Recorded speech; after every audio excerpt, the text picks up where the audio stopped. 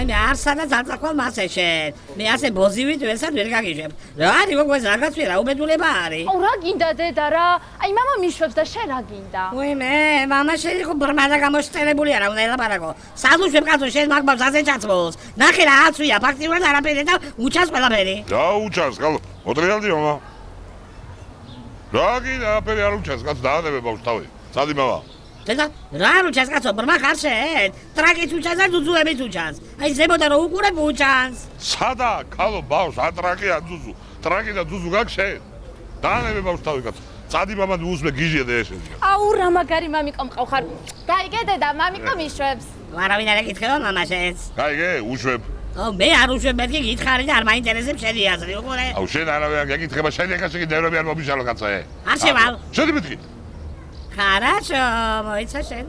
მამა, შევიდა? კი. მომისმინე ახლა რა. ჩვენ შევთანხმდით, რომ 10 ლარად მე შენ გიშვებდი თუ სხვაზედაც ჩაიცმევდი. ამ ზედაც მე შენ 10 ლარად ვერ გაგიშვებ, ვარიანტი არ არის. კარგი რა მამა რა, მე აღარ მეყოფა ფული კაფეში. არ მაინტერესებს, მე ჩემს საკუთარ შვილს ასეთ ფორმაში 10 ლარად ვერ გაუშვებ. თუ მან დაამატე პაჟალოსტა წადი. კაი ხო.